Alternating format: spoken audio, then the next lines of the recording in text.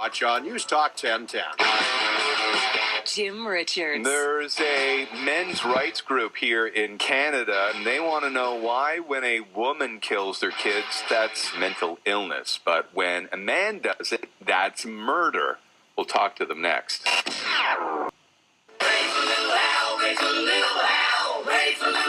Hey, thanks for your time this afternoon. 8 minutes after 2 o'clock, 10 beautiful sunny degrees on this Wednesday at News Talk 1010. Bow, down, bow, down,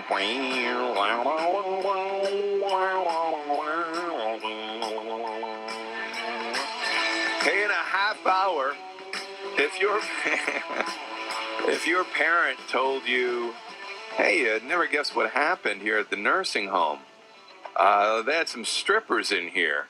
Would your reaction be, I'm going to sue? I would be like, yeah, was it good? Did you have a good time? And I would be like, don't spend my inheritance. That's like, how many dances did you get? You didn't. $20? It's another $20. I'm not getting that.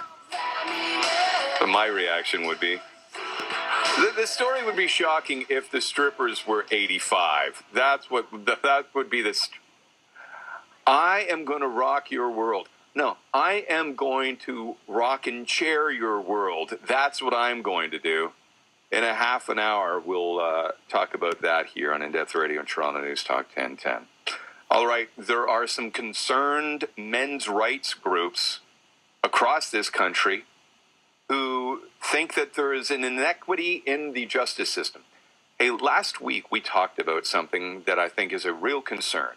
I think there should be equal parenting right across the country. That should be the default setting at divorce. Equal parenting. I think that's a real legitimate thing for men and women to be concerned about. But I don't know that this is a real thing that we should burden ourselves with. These men's rights groups are concerned about the following thing. That if a woman kills her kids, that's a mental health issue. Postpartum depression. And you don't understand it. Men can't suffer through depression, I guess. If a man killed their kids, they're just evil murderers. Some scumbag. Wouldn't be a mental health issue. Is that something that's really that much of a problem, though, in this country? There was a Montreal cardiologist who about 5 years ago killed his kids, and he was found not criminally responsible. In fact, when I think of cases where NCR is invoked, not criminally responsible, I think they're mostly men. But maybe this is an issue. We're joined right now by one of the members of this men's rights group. His name is Raz. Raz, thank you for your time. Hi, Jim. Thanks for having me on. Why do we have to use a short form for your name or a nickname and not give your name out? Well, Raz is kind of the name I go by just within the movement. It's how people come to know me. But in Edmonton in particular, it's kind of one of the unfortunate realities of what we do is that we speak truth to power, and that means that you're going to be targeted by, in our case, primarily the local feminist community who have launched death threats and the like to us via email and in person. So, you know, we're going to go out and do what we do, but it's just one of the things we do to try to avoid those kinds of things from happening to us in our personal life.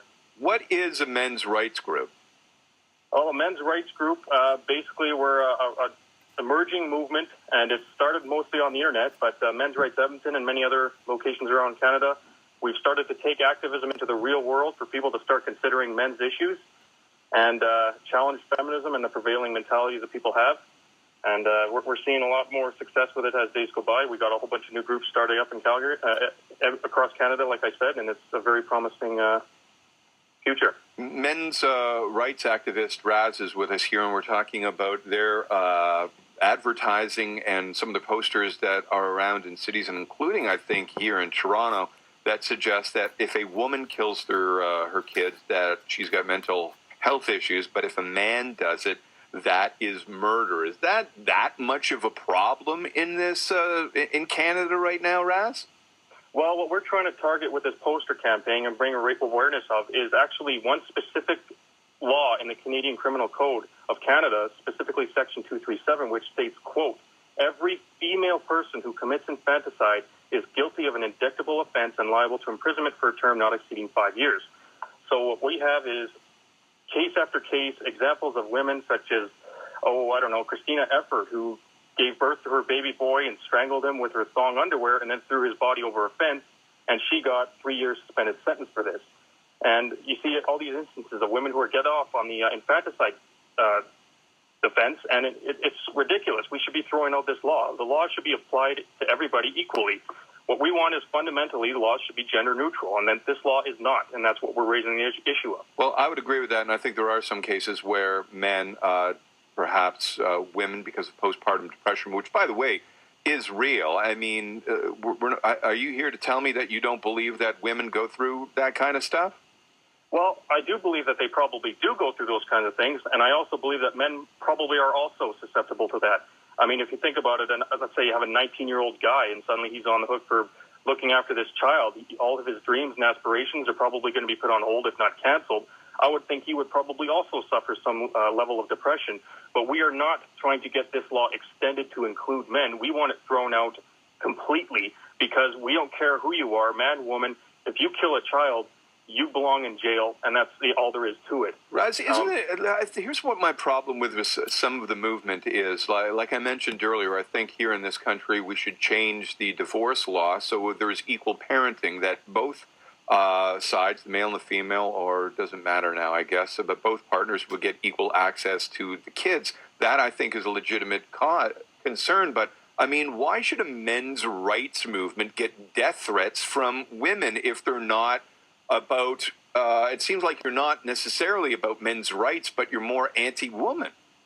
Anti-woman.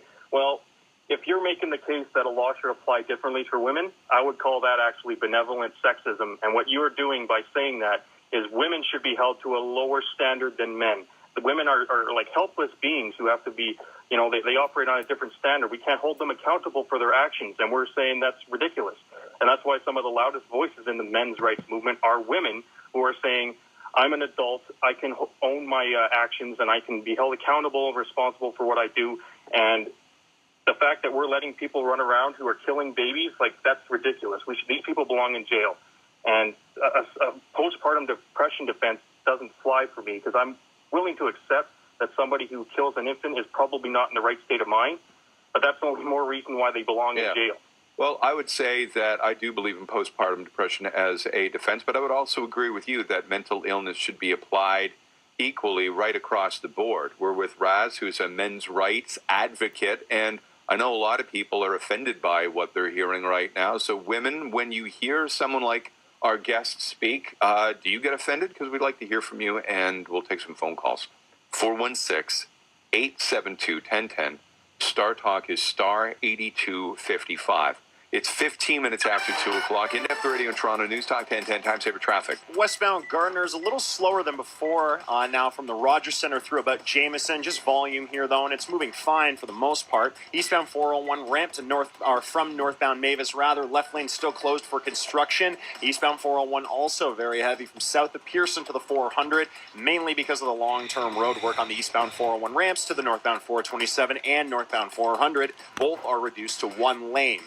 Southbound 404 still a little busy from Shepherd to the 401. Not bad, though. Northbound DVP very slow, though, from north of Don Mills to the eastbound 401 ramp. Also reduced to one lane because of road work. In town, we have traffic lights out at Markham Road in Shepherd. Steeles is still closed west of Bathurst for ongoing crash investigation. And in North York, we have a crash on Shepherd at Willowdale, right between Yonge and Bayview.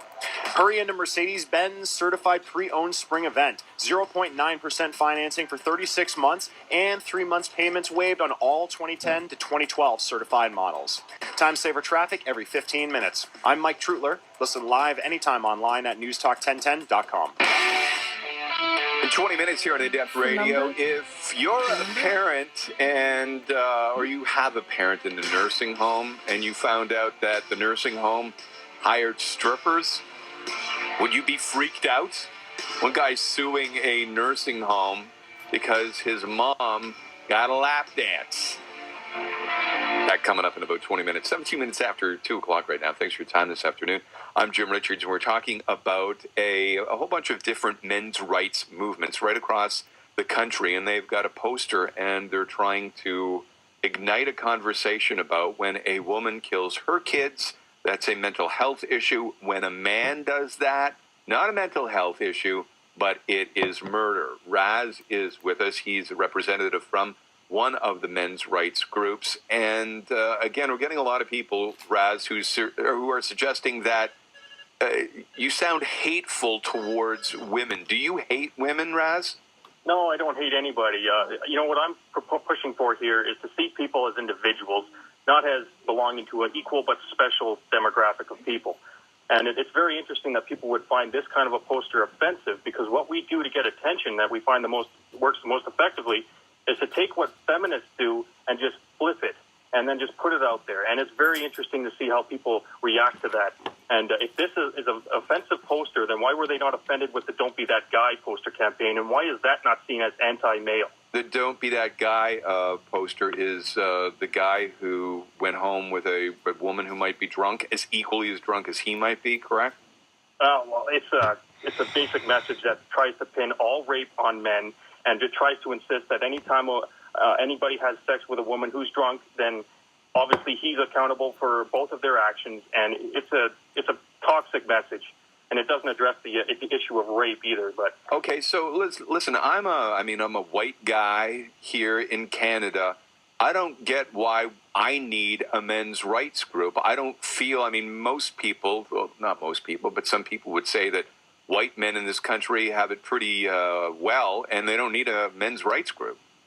Well, that's generally the mentality a lot of guys have. You mentioned earlier that there's a problem in this country with equal parenting laws. A lot of guys would probably think that that's probably also not a legitimate issue. And we get inundated with guys who send us emails who didn't care before, but now it's their life. Now it's their child being killed or alienated from them. And now they suddenly see the need for this, but it's too late then. We can't do anything for you. The best thing you can do to avoid this problem is prevention. So okay, that's why we exist. Let's take a couple of phone calls with Raz, who's with the men's rights group, and their message is when a woman kills their kids, that is a mental health issue. So why isn't it when a man kills their kids a mental health issue, and he's just not, he's viewed as a brutal murderer? Michael, you're on NewsTalk 1010. You say you've got a message for Raz. Yeah, I have a message for your caller. I tuned in late. What's the name of your organization, and what's your name? I didn't catch that. My name of the organization I belong to is called Men's Rights Edmonton. We are an Edmonton-based real-life activist group. We belong to a larger organization of men's rights activists. We're part of a men's rights movement. And another great. And he's not. He doesn't use his full name because he's getting death threats. Okay. Well, here. Tuning out. No name. No credibility, my friend. If you have a legitimate argument to put forward, legitimate organizations put their names forth. No name, no credibility. Good luck. Well, a lot of feminist organizations are deemed legitimate, and they issue death threats, so. But, he kind of has a point that if you want to go on record and do interviews, although we're interviewing you, if you want to go on record and do interviews and you can't use your real name, then what good is your organization? Well, what good is our organization if we're dead or, in the hospital? We have examples of feminists citing, and they're going to throw battery acid in our face if they see who we are on the street.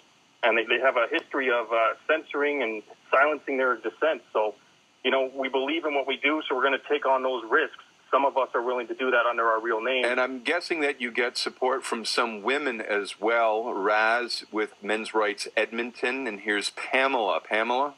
Hi. I agree with Raj, and as a woman, and I have friends that are divorced or separated, and I think that men get the short end of the stick with their children often. Yeah, we're not talking about children. We're talking about murder here, and why a female will get a pass for postpartum depression, but nobody would extend depression as an issue for killing your kids to men. Well, whether it's postpartum depression or depression, I agree that if you murder your child, you absolutely should be in jail. Here is Rana on with Raz. Again, his cause is that women will get off with mental illness issue if they kill their kids, and men are seen as murderers who are going to be in jail for a good long time. Rana? Hi there. Yeah, my problem with this is that he's not giving any credence to the fact that when a woman gives birth, the flux in hormone is so tremendous. And that's really where the defense came in. And it's not an easy defense to prove in a court of law. Just the same way that depression or any of these other excuses that may be called mental health, you still have to prove that there wasn't the ability to form a mental choice to do this. So I don't know where this guy's coming from. Well, I would listen. I'm not an expert in depression, although I've been through it. But I'm guessing that men can have quite debilitating depression that could lead to any number of awful circumstances, including killing your kids. Zoltan, you have something to say for Raz. Yeah, there could be a good point here, except for the fact that nobody's ever thrown battery acid in anybody's face in Canada. This guy, from where does he think he is, in Afghanistan or the Swat Valley in Pakistan? Come on now. You've got a good message. Put your name behind it, and don't bring up these things. If there's death threats, call the police, call the RCMP, and have them investigated. Otherwise, you're just sounding like you're Chicken Little with the sky falling on your head. Yeah, what about that, Raz? Well, first, I'd like to respond to what that woman said earlier about how basically women who are depressed. Listen, our heart goes out to people who have postpartum depression. We don't deny that it's a thing, and you should certainly seek help for that. But what we're asking is, why is there no sympathy for the baby that is now dead as a result of your actions? Then you should have to pay for those actions. And with regards to the other guy, I wish I could do this without any threat to my personal professional life.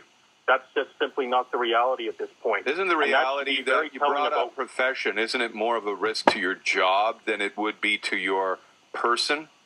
Both. I've been out doing this kind of thing, and I had feminists inches from me threatening violence to me and my family and my friends, and they want to get at you because that's all they have. They can't argue, they can't debate, but they can threaten and they can censor. Those are their tactics. Do you have a girlfriend? Not at the moment, but I've had some in the past. Neither do I, actually.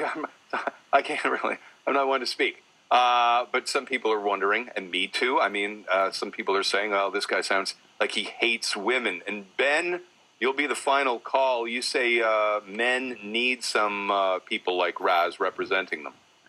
Yes. I'm in the middle of a custody battle with my children. I have a 2.5-year-old and now a 14-month-old.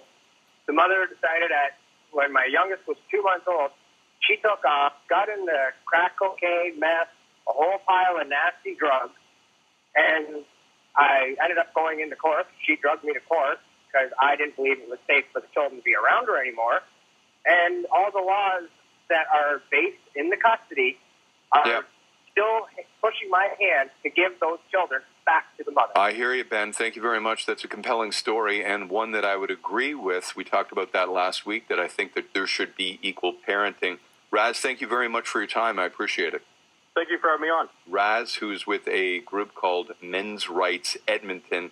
And again, I don't know that I'd want him advocating for me. I do think he probably advocates for some legitimate issues, but any time that you're getting death threats, I think you might be off base with the message.